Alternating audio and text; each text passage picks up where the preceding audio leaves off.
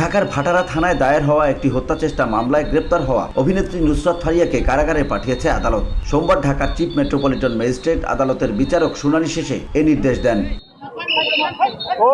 এই তথ্য নিশ্চিত করেছেন ঢাকা মহানগর দায়রা জজ আদালতের প্রধান সরকারি কুশলী ওমর ফারুক ফারুকী।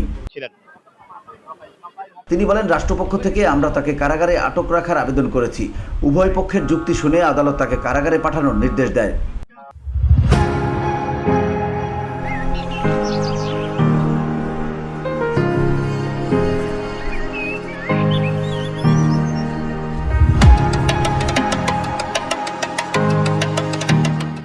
গত রোববার থাইল্যান্ডগামী ফ্লাইট ধরার সময় ঢাকার হযরত শাহজালাল আন্তর্জাতিক বিমানবন্দরের ইমিগ্রেশন চেকপোস্ট থেকে তাকে আটক করে ইমিগ্রেশন পুলিশ। এরপর তাকে ঢাকা মহানগর গোয়েন্দা পুলিশের হেফাজতে নেওয়া হয়। সকালে ডিবি পুলিশ তাকে আদালতে হাজির করে।